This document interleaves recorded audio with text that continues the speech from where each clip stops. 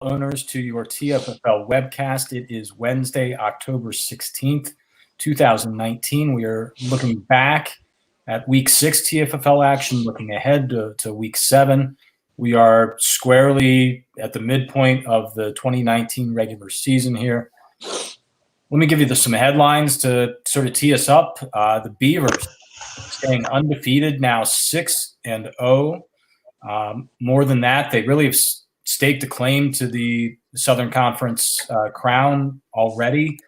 2 games up on the rest of the conference, 2 games and a tiebreaker up on the rest of the conference after beating the Sponge in week 6. 5-game lead in their division. The Beavers are in a good spot. The Senators, on the other hand, still winless, our only winless team at 0-6 now. And yet the Senators were not the worst team in week 6. We had 2 teams, the Boba Fats and the Steel City Mongols, 17 and 18 points respectively. 2 teams with sub 25-point performances in week 6. Whenever I get around to updating the archives, those will go into that ledger. I don't have the exact number, but it's slightly less than 50 total sub 25-point performances in TFFL history. 2 TFFL trades this week. We talked about more trades perhaps happening this year mid-season. We've had 2 of them this week. Gardner Minshew going to Jack's Giant Killers for not much of anything. And then Julian Edelman going to the Sponge Fishermen, essentially for a 3rd rounder. Let me introduce my panel, and then we'll get going. I am Stick, General Manager of TFFL Media. Terry, our Commissioner and Head of the Steel City Mongols. Hello, hello. Chief, Skipper of the Sponge Fishermen. Coming in hot and happy to be here. And Hank, our IT Director and czar and CEO of the K-Wheel. Good evening. Hang on. I want to just take 1 minute, and I don't think I've done this on the webcast. I want to make sure I do. I got a great gift in the mail, and I'm very happy about this.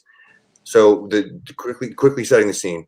We're getting ready to go for the TFFL draft, and we're in the car and we're driving, and we were talking about getting it organized and getting out of the house and getting going. And I said, guys, I made it very simple on myself. I had 4 things and 4 things only that I had to make sure that I had. And those 4 things, if I may, are get the caravan, the poker chips, the trash bags, and the weed. I now have the T-shirt to say that's my grocery list and my TFFL draft list. Chief, thank you. Perfect. It's a very fun. I laughed so hard when that came in the mail. I'm very happy because, you have your memory issues, and next year you might need a little jogging. I got it. I got the list, guys. I will have my list taken care of. So Perfect. You just have to remember where you put the shirt. True. But I will. It's not one I'm probably wearing a lot around my children, but yes. So this may be a little rude of me, but I don't care. So Ralph, you reminded me of this. Ralph emailed me about a week before the draft, and he said, "Stick, do you have everybody's mailing addresses?" So I had Frida, my secretary, take care of that and got him all of those. And I was expecting some sort of a special something for everybody in the league. He said it wasn't going to be football cards. So Ralph, if you're watching, somewhere in your house, I presume, is something times 15 that you were going to send to all of us. I want my free gift. All right. There's a redundancy of the webcast right there. Yes.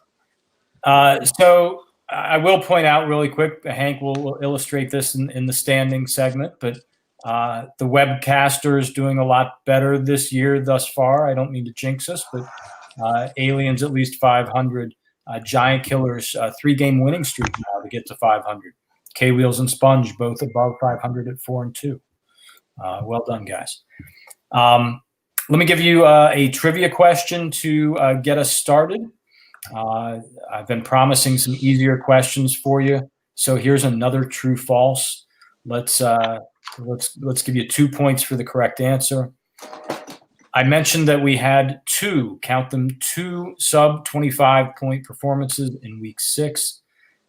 True or false? That's the first time this has ever happened in TFFL history.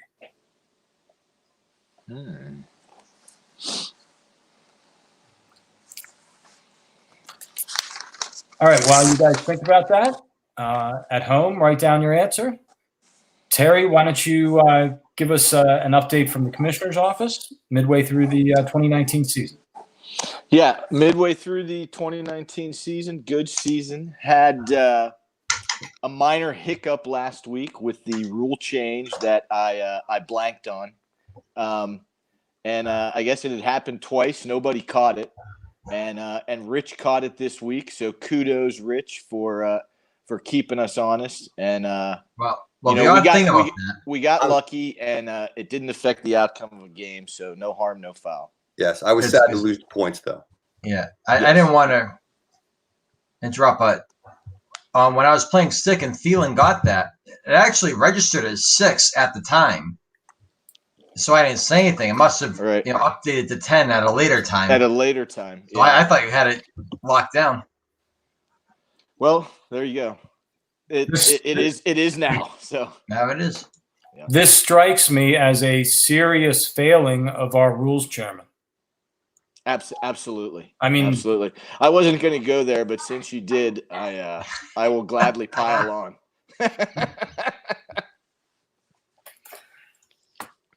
All right. Anything else, Terry? No, that is all. Here as we're getting into the midpoint of the season, we'll start having some, updates on who has FA picks left, and also when the trade deadline is coming up. But that's a little bit down the road. So. All right, Hank, as we've said already, and I think we'll probably say more than once or twice again, it is the midway point of the season. In between week 6 and 7, we are smack dab at the midway point. Show us our standings to date, as only you can. Here we go. Here's the standings through 6 weeks. I'm going to give you the good side first. So Beavers, as we talked about, 6-0, looking great. Got the win over the AMPAC, big win. So they are the class of the South and stand atop the field.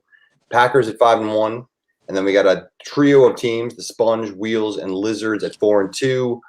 Big win for the Wheels this week, beating the Lizards there. So we got the head-to-head over them now. Next group is at 3-3. We got the Aliens, the Hams, and the Killers all sitting there at 3-3, ready to either go one direction or the other. Let's see which way it'll be. Fats at 2-4. Fats, that's not where you want to be as the team. This is a key week. I get them this week. We'll talk about that later. These guys down here at the bottom, Mongols, Devils, Sens. This is not the space where we want to see at this time of the season. Yes, locker rooms are being questioned. There's discussion as to how the rest of the season is going to play out. Yes. So once again, I believe in week 6, the NOCO went undefeated against the Southern Conference. Yep. Yeah, that is correct. And if I may, I got a couple of things just to that I noticed as I'm looking at the scores this weekend. As we're through 6 weeks of action, there are 3 teams in the league who have 1 win or less. All 3 of them reside in the Southern Conference. If we take the Beavers out of the equation, Hank can do this all night. Right? Yeah. There have been 30 possible wins so far for the So-So, and they've received 9 of those. So that would be a 30%. With the Beavers, when they add the Beavers in, they've won 15 out of 36 overall, which is better. But they're winning 3 out of 7 games, and that's including the matchups they play each other. So there's a default winner. Too much math. As we get to the North and South, they played each other. The North is up 12-6. And if we take out the Beavers, they're up 12-4. So we're seeing a little bit of a rise of the North here. And if we take out the Beavers and the Sponge, and let's give the Sponge credit for being right in the mix, it's lopsided. So I just was noticing that the conference balance this year is a little off. But the undefeated team is in the South. Good. Yeah, Let's, the NFC right now is running far superior to the AFC. I Yep. still bet you the AFC wins the Super Bowl. Yeah, and maybe that's what we got. Maybe the Beavers are in a Patriots-like situation. Let's hope not. Thornburg will be insufferable if that is the case. Yeah, so, Yeah. so Love you, let's have Ralph win instead. Beavers, yeah. No, if it comes down to Beavers and Pack, everybody knows where I'm cheering. Go Thorny. all right. So for our roundtable chat here, let's try to take this division by division through the midway point of the season. And just conveniently enough, we have one representative of each division. I'll ask each of you to sort of steer us through what's going on in your division. In some cases, obviously, in Terry's division, it's obvious the Beavers are running away with that. But in other divisions, who's in the driver's seat, who's got tiebreakers, who's got some real bye week issues coming up. And I'm talking about not, we've all got a player or two missing every week.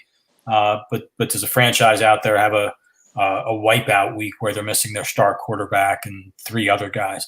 Are there injury problems adding up somewhere that we can talk about? That was weird. So, Chief, why don't you start with the SoCo West? Because I want to start with you. You're in first place. The defending champs are in your division, and you've just made two trades if you include the Jameis Winston trade that so far isn't working out quite so well. But you've added Julian Edelman now with a third-round pick. Tell me what you're thinking now that you're in the lead in your division at this point in the season, and what you make of the Hams' chances going forward here. Yeah, I like to make trades on Wednesdays because I like to be talked about in the webcast. Helps me out. Fun fact, this is Julian Edelman's fourth tour of duty on the sponge, and he's yet to play a game for me. First two, he was a young player, kind of a backup. I got him as a future possibility. Last year I had him as a potential keeper. He was suspended, of course, beginning of the year, so I didn't keep him. So let's see. Obviously, this was, as I'm sure you know, a response to Devontae Adams' injury.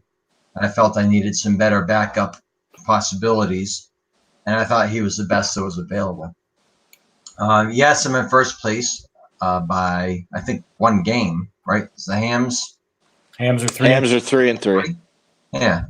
I have a tie break, so let's say a game and a half. But listen, they're the defending champs. We've talked at length about how things did not break for them. We talked about Antonio Brown not being available. We talked about Tevin Coleman being hurt for the first third of the season. But they're there, right? They have a good quarterback, no matter which one they choose. They have, some talent on the other skill positions, right? David Johnson's having a pretty good year. Sonny Michel's certainly had his weeks. Receivers, he's a little weak, but he can get it done. I still think this is my division to lose right now with a game and a half lead and what I feel is the best roster top to bottom. However, when you have that quarterback up top, it can kind of plaster over a lot of other deficiencies in the lineup. For all the squawking about the NoCo being better than the SoCo right now, not that it's invalid, you're absolutely right. I think the SoCo is putting a wild card. The SoCo West is putting two teams in the playoffs. All right, we'll see. Putting the Hams in the playoffs, all right? And that means the Hams are going to be that team because I think, and no offense, Terry, but I think the Mongols, the Devils, and the Devils, the Mongols, the Devils, and Senators are all done. I love how you say no offense. How dare you say I'm not making the Sorry, playoffs man. at 1-5? I don't want to press you at this point, but No, I know. Yeah. I'm kidding. so that Southern wild card is going to be, the Hams are going to have to get ahead of every, we'll see how the tiebreakers shake out. But the North, the worst team in the North right now is the Fats at 2-4, and then next is Birdo at 3-3. Hey, you want some bye week issues? Take a look at the Hormel Hams in week 12 when they face the K Wheels in what could be a very critical game. I love that. Patrick Mahomes. Patrick Mahomes. Get there. Don't jump ahead. Don't jump ahead. We're going division by division. I'm talking about the Hams. Yeah. Are you doing that division? I thought that was Chiefs division. I'm just jumping in to point out the Hams are going to have a ton of bye week issues when they play you. That's wonderful news, and it would be better news in sequence of the segment we're trying to run here. Wow. Take it back, Chief. Wow, I thought you had a stick. No, I think I've talked enough about it. We all know that my season is going to be successful and not, depending on my quarterback. Jameis had his, I think, maybe second worst game of the season, but he threw for 400 yards.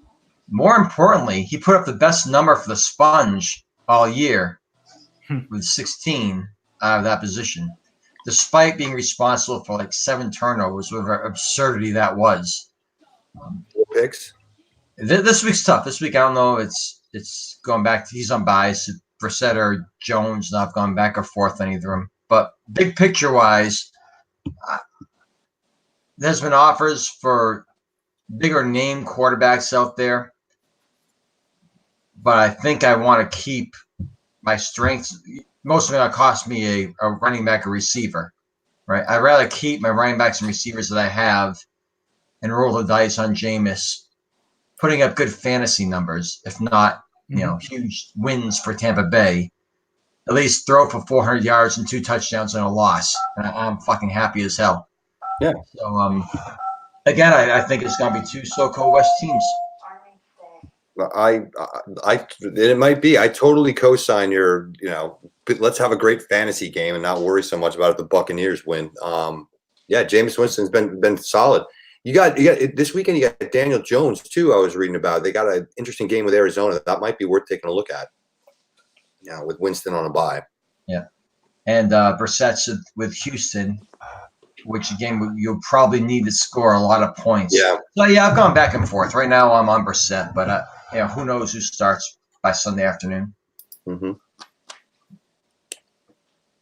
So just as a reminder, your investments in your receiving core just continues. You went out in the offseason and traded for Julio Jones, traded for Adam Thielen, and now I've traded for Edelman.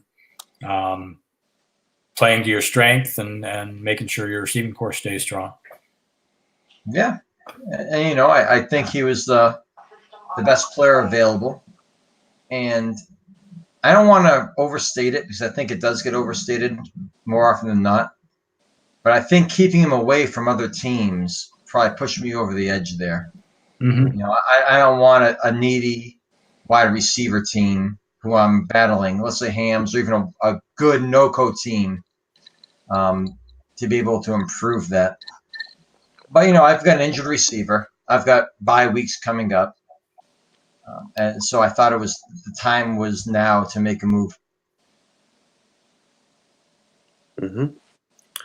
Well, I applaud the Edelman, acquisition. I think that's great depth to have, and all Chiefs receiving core is as good as any when they're healthy, and that's strength for that team. And Aaron Jones has been a stud. Let's see if that keeps up, and maybe Montgomery will start to develop it. Figure out the quarterback. Right, this could be a good team down the stretch. I don't know if you caught the tweet coming from the TFFL official Twitter account. I did not. Or if it's not fit somewhere else in the webcast better.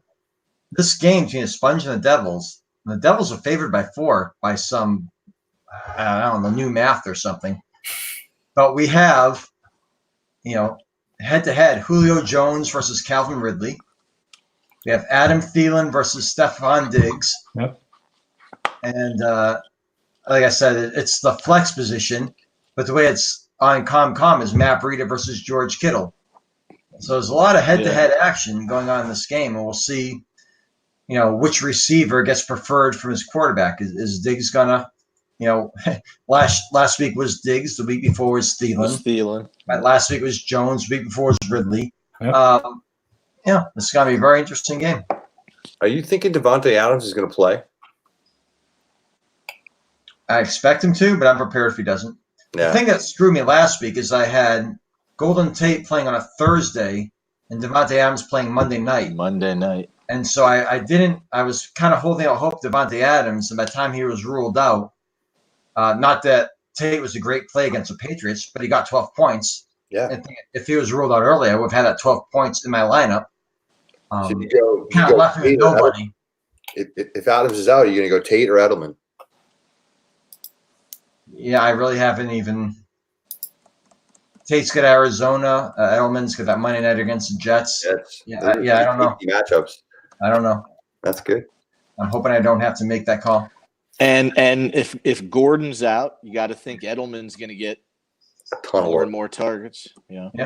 It's true. The Patriots right now they're at a critical mass of injuries. They're I don't know if you read it. They were forced into playing 11 personnel last week because they had 0 fullbacks, 0 tight ends, and only 3 receivers. By halftime that were healthy. So we'll see what happens. I think we've talked about the SoCo West long enough here. All right. I would say this one may have the best receiving core in the league. Keeping it that way. 5 deep. Yeah. All right. So let's stop talking about the SoCo for a moment. Let's go up north. Hank, why don't you take us through your division, the NoCo East? We are the NoCo East. We are the mighty.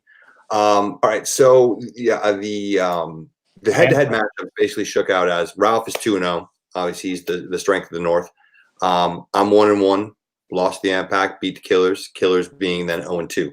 However, the Killers are now 3-3. K-Will standing at 4-2, and the AMPAC are now 5-1. So we're all a game apiece apart from each other. The AMPAC have got a tough week on the bye in week 12. In week 12, they lose Cook, Allen, and Tyreek Hill, and they play the Killers that week. So that's an interesting week for them. The Killers are going to basically lay down and take it from the Senators in week 10. They have, of their 9 players that are currently starting, they have 7 of them on a bye in week 10. And they play the Senators. And so maybe this was planned, another one of these Jersey collusionist things that these teams seem to do. But for whatever reason, maybe the Sens will get a win there in week 10. We'll see how that works out. So Killers and have that. They're going to need to string together some wins. Pack need to keep winning. It's going to be a battle. It may come down to those last divisional games at the end. So should be an exciting matchup all the way down.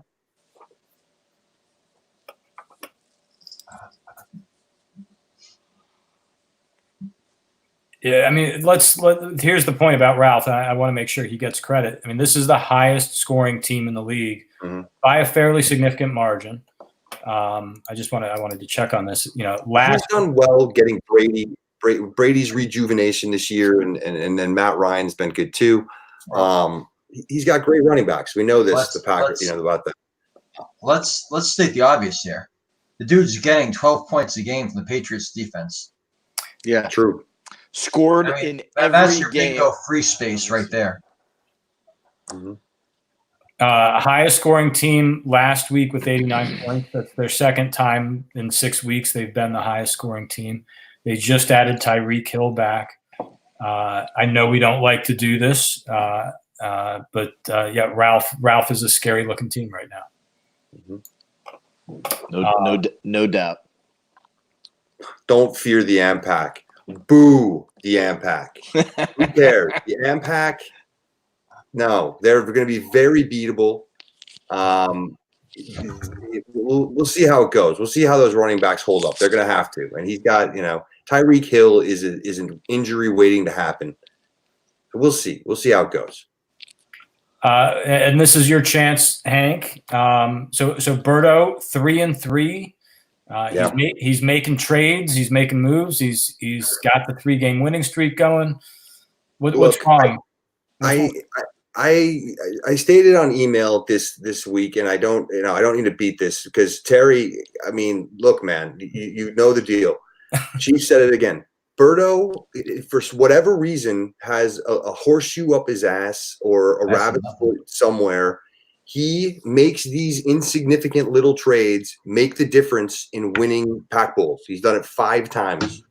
So we can't do this. We can't help the process. We need to hurt the process. We need to grip him and create another Giant Killers story. Oh Okay. God. Yeah. He's just in your head, man. No. Gardner Minshew is not going to win the Pac Bowl for Giant Killers.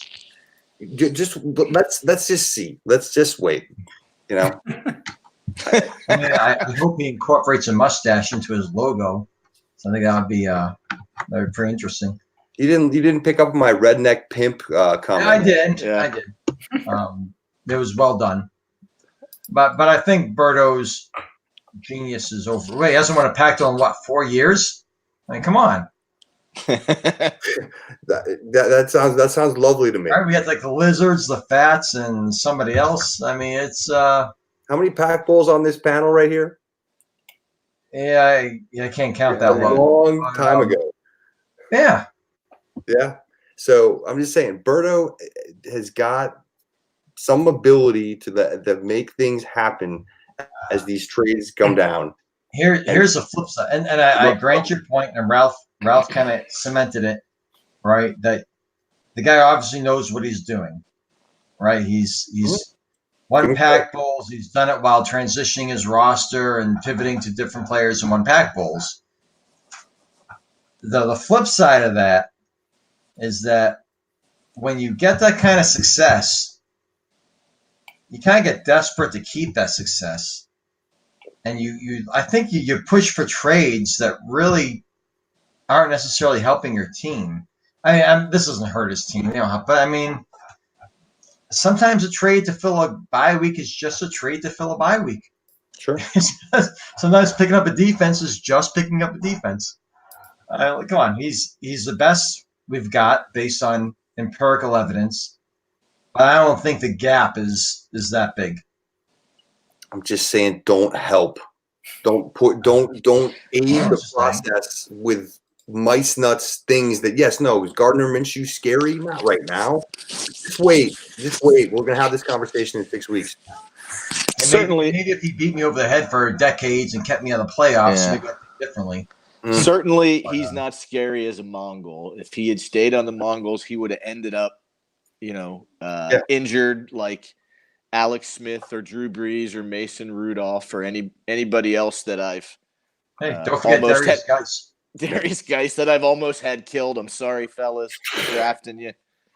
But as a killer, maybe he has different mojo. Who knows? All right. Well, enough about the killers. But they are 3-3 now, and they're right back in the thick of it. And if they can string wins together, we all know they have the ability to win this. So don't help them. All right, let me segue over to my division, the NOCO West, by trying to paint a picture here. If in week 7 the Aliens can beat the Amsterdam Packers, if in week 7 here the Giant Killers can beat the Lizards, and if in week 7 the Boba Fats can beat the K-Wheels, we'll have 5 4-3 teams in the Northern Conference.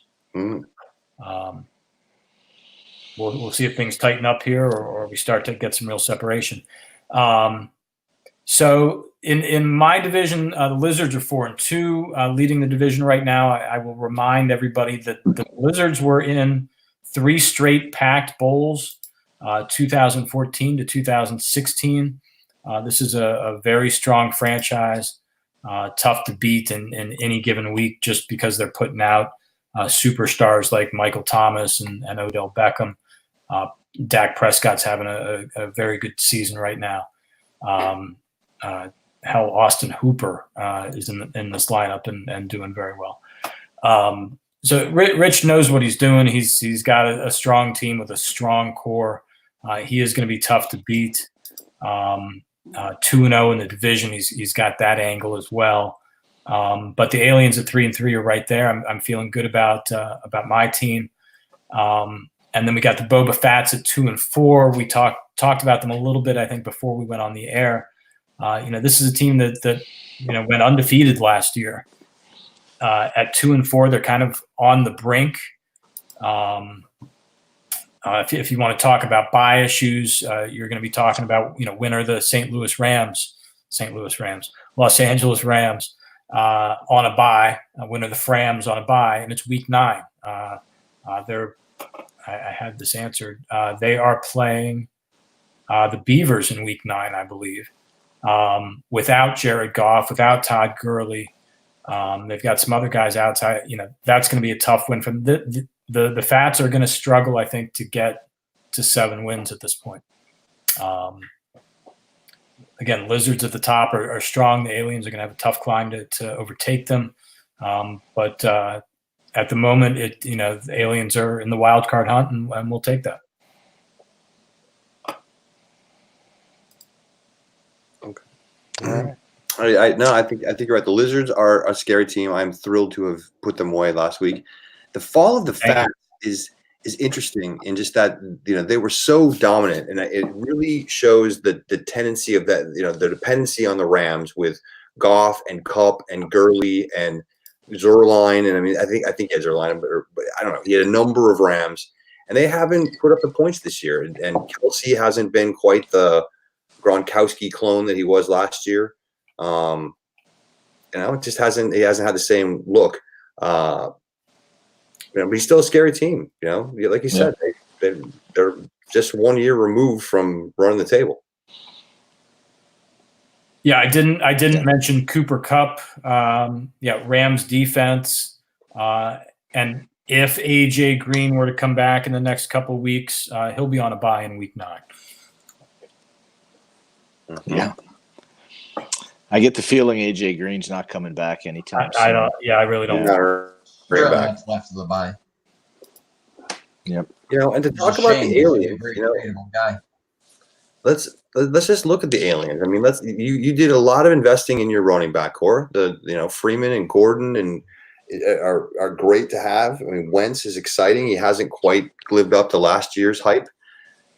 Your receiving core is compare that to Chiefs, and I'm not sure you have a starter on Chiefs team on your roster. I'm not sure many of us do, but you got injury issues big time in the receiving department, and I don't know. DJ Chark is your new number 1. Actually, I meant to bring this up. I'm glad you did. My starting 3 receivers from week 1 are all banged up right now. Amari Cooper basically was out all of last week. He's going to be out again this week. Who knows when he'll be back? Sammy Watkins misses his 2nd straight game this week. Tyrell Williams, who scored a touchdown all 4 the first 4 weeks of the season, has been injured the last 3 weeks as well. I'm weak at receiver right now, but these are not long-term injuries. I think I'll have these guys all back in a couple weeks. DJ Chark has been awesome. But I'm a little limited at receiver right now. With a big game coming up against Ralph this week, and the K-Wheels the week after, so I'm hurting at the wrong time.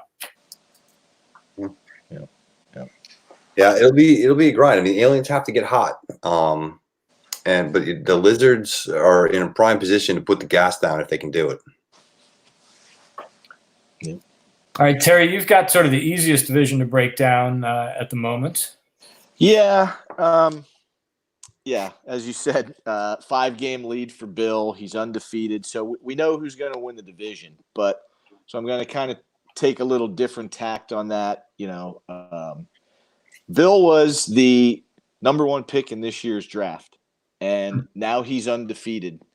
And if you look at his roster and the guys who contribute, except for Jacobs, they were all there last year. So things can turn around pretty quick, which brings me to the next team, the Devils. Are they that next team that can turn it around quickly? Because if you'd asked me in Black Mountain when we were sitting around, I would have picked the Devils to be the favorite to win this division. And they have George Kittle, they have Lindsey, they have Connor, Diggs. I would say every one of those guys is probably not doing as well as he thought they would at the beginning of the season. Maybe not. I didn't analyze that, but it feels that way. Mm-hmm. And if Lamar Jackson can continue to prove, or he keeps Kyler Murray, he could have a worst to first turnaround next year. So I think Nick's a very surprising 1-5. I wouldn't be surprised if his team ripped off a couple in a row. It might be too late for this year, but that wouldn't surprise me. And then just a sentence on the Mongols: we have a longer rebuild ahead. So that's all. But Terry, we'll move on. I'm looking at your roster right now, and it is an infirmary. I mean, you've already used your 2 IR slots, and you have 6 players on your active roster that are all – we've got the dreaded red cross next to them. Yeah. And, I mean – People get hurt when they go on the Mongols. Mongols generate injuries. My goodness. Yeah. Wow. Well, I did see that your man Darrell Henderson is maybe going to get some play this week. Maybe he'll get some run. He had 40-odd yards last week. So well, I read something that Malcolm Brown might be a little less than 100%. So keep an eye on that. Yeah. And every week, some fantasy writer tells me this is the week Royce Freeman gets in the end zone. So hopefully somebody's right this week. He's probably a hot number on the start him and sit him column. Yeah. A lot of confirmation bias going on there. Of course. So I think kudos to Bill that he's turned it around, but that's how quickly things can go. McCaffrey without Newton's turned into the best player in the league. Galladay, and Godwin. Mack, all new keepers for him last year to this year have all done better than expected. So, things can turn around pretty quick on your roster with changes in systems, injuries, and whatnot. But I think Nick could turn it around quickly as well. Mm-hmm. And just think that 2017 draft, right? Elliott number 1. Yep. Mixon number 2. McCaffrey number 3. And man, most of us were not very supportive of that pick. Hunt number 4, Cook number 5. Yeah. What a great draft, number 1. Mm-hmm. But if you were to draft that over again, is there any doubt McCaffrey's your number 1 draft pick? I don't think so. Yeah. Yeah, I mean, he's the surest bet right now. Elliott's great. I think his floor is number 2, but I think he's probably got to go number 1. Yeah. I'm biased to Dalvin Cook a little bit. I like him. I think we've touched on that draft more than once, and maybe it's worth hitting it as a topic again. Joe Mixon to me is the story of that top of that draft. I don't think a lot of us expected Mixon to be number 2 overall at the time. I think Dalvin Cook was probably the consensus number 2 guy. And Mixon looks like a terrible pick right now in light of all those guys out there. McCaffrey and Cook. And I mean, there was baggage with Mixon to begin with. It took a lot for Kramer to go out on a limb and take him. And it has not really worked out. Yeah, that team's just a shit show right now. Oh, you want nothing to do with Cincinnati. No, but yeah, I mean, Mixon he's the last of those 4 you want, I think, pretty clearly. Yeah. So, Terry, actually, I think you brought up a topic we can discuss next week, looking at the Beavers and how they turn things around. In short, what I remember from last year, and we'll dive into the specifics later, but they gave up on the 2018 season really early last year. Really quick, yeah. The Le'Veon Bell news, I think, was a big blow to them. But, they still had Aaron Rodgers, and even I think when he got a little banged up, they had a good backup. They've got good players up and down that roster, but he very quickly pivoted to 2019, positioned himself, got the number 1 overall pick, added some other draft picks. Yep. So we'll take a look at that next week. All right, Terry, you want to give us let's start looking ahead to week 7. Yep. Schedule and a game of the week. Yep, we'll get the worst game out of the way first, but the Mongols play the Senators. Loser will be first in line for the number 1 pick in the draft. Lot of good games this week. Devils play the Sponge. We have the 5-1 Packers versus the Aliens. The Wheels versus the 2-4 Fats. The Beavers at the Hams. And then the game of the week that I picked is the Killers, as we said, on their 3-game winning streak versus the 4-2 Lizards.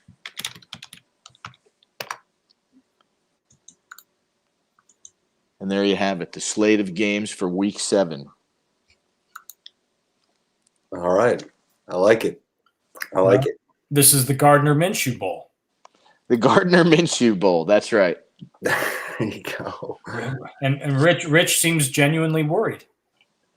He should be. Get ready. The redneck pimp is going off. He did not like the term insignificant. It's not insignificant. Yes. No. Get ready. Yeah. I mean, I don't get it. I don't. Well, we'll see. We'll see how it all turns out. I don't know how you possibly start him with Philip Rivers right now. Although Com thinks you should. I mean, he's gonna start him, right? Well, I mean, he is this week because the Chargers. Well, they're on a bye. No, they're not, though. They're not, though. They're not. No, they're not. They're playing Tennessee. No, they're not. That's right. I'm with Chief on this. I don't get this. He's licking his chops at Minshew versus the Bengals, which I do understand. They're playing the Bengals. Yeah. Chief, maybe this is why Berto has 5 Pack Bowls. This is what I'm saying, people. It's these little things that we are like, oh, it's a stupid no-brainer thing. You watch. Gardner Minshew will have an extra 8 points than Rivers, and it'll be enough to win the game. Or maybe he's looking ahead, for the bye week. I don't know. I would have a hard time trusting Gardner Minshew to win a game.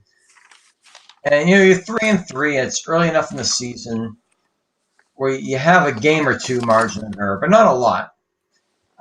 It would be hard for me personally, winner of 0 Pack Bowls, to trust Gardner Minshew. When I have as maybe I missed it. Has Philip Rivers been playing poorly this year? Has he been scoring low? I know the Chargers have been a little disappointing. Here are Philip Rivers' numbers over the last 5 weeks. 16 points, 1 point, 18, 17, and 3. And what about Minshew? Bear with me.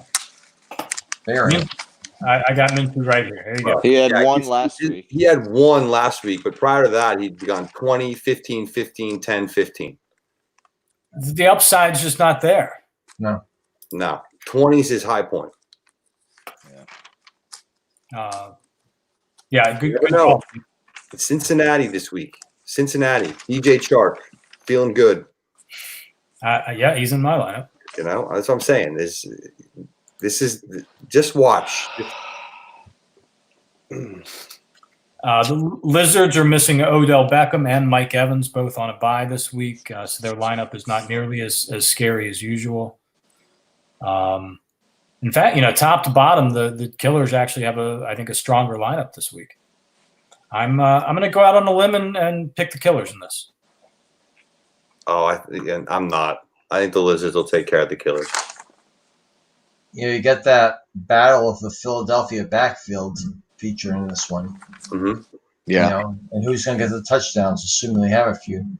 Howard. It's going to be Howard. It's going to be Sanders. And then on top of that, Giant Killers roll Jeffrey out. But and Ertz too. If Dallas can regain some defensive form, then this is going to be a rout for the Lizards. But I'm with Stick. I think the Giant Killers actually have a good shot to win this. Terry McLaurin, even before last week, I would have said the worst team in the league, is scoring points fairly consistently. I think forced to choose, I would take a Giant Killers in this one. What does com.com say here? They got the Lizards as the favorite. They got the Lizards as a 5-point favorite, basically. Yeah. Come on, Lizards. You can win that game.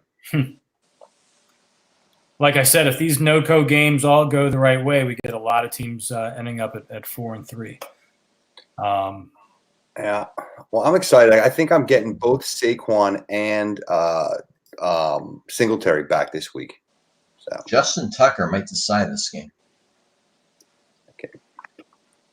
Justin Tucker is money. He's the only kicker I feel confident about, actually getting points anymore. Mm-hmm. All right, and so not game of the week, Slippery Beavers and the Hormel Hams, two big name teams there, undefeated Beavers trying to keep their streak alive. If the Hams lose this game to the Beavers, we might be talking about our defending champions next week with a sub 500 record heading down the stretch. So yeah, again, every week is big. But the next week is the biggest. A lot of big games on tap in week 7. We talked about the Hams being 3-3 in the South. I mean, they really got to start winning games there if they're going to keep up because they're going to be on the outside. They got to compete against all the Northern Conference teams at 4-2. Hey, answer this for me real quick, Phil. When do the Hams play the Killers, or have they played already? No, they haven't played already. All right. We haven't played the No-Co West yet. We have not had that cross division games. So the Killers are going to play the Hams in week 9. Week 9. All right. So at the moment, we have 3 teams tied for the final wildcard spot at 3-3. That's the Hams, Killers, and Aliens. The Killers have beaten the Aliens. The Aliens have beaten the Hams. Mm-hmm. So we'll see what happens in that third triangle game. So if the Hams beat the Killers, then that's a wash. Yeah, then we go to total points scored or something. Yeah. But we're getting way ahead of ourselves there. Way through. Let me give you guys the trivia answer. 2 relatively easy points on the line. True or false? Last week was the first time in TFFL history 2 teams scored less than 25 points in the same week. True. The answer is false. No.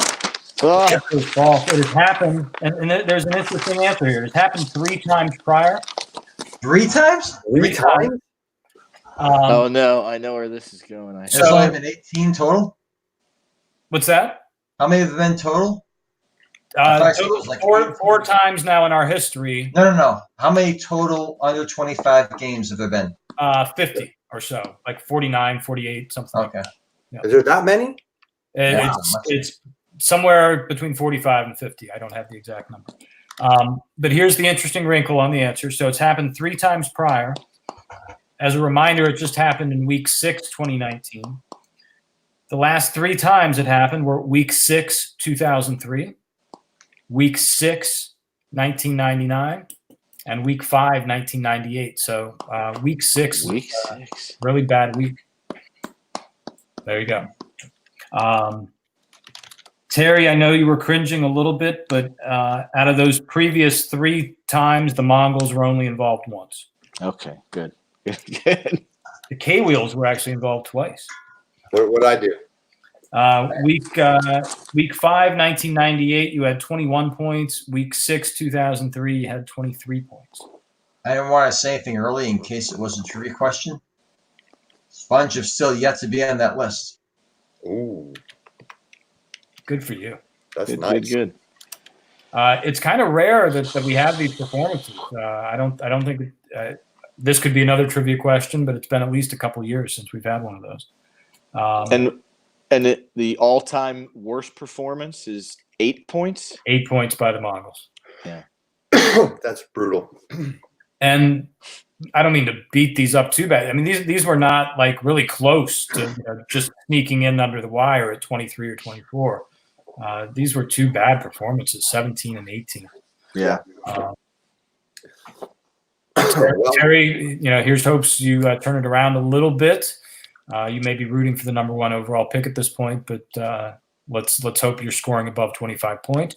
Yes. Chief, good luck with your new acquisitions. Who is the? I know our college football experts are on right now. Who is the? As of now, the favorite to go number 1 overall? We'll have Tony on. We'll get him on here to talk about that. Maybe the running back. Maybe the running back from Wisconsin. Yeah, he's pretty good. Jonathan Taylor. Taylor. Yeah. Does Notre Dame have a good one? Arizona State actually has a really good running back. Doesn't Penn State have somebody good again? Penn State's a good one. Yeah, but he's only he's not old enough to come out for the draft. Yeah. Swift down in Georgia. Swift, the guy at Clemson. Yep. ATN. Yes. Yep. Doesn't Georgia have 2? I think Georgia has 2. They always do. So Bill will give us all the info. I think there are several good running backs, and there's a great crop of receivers coming out. Yeah.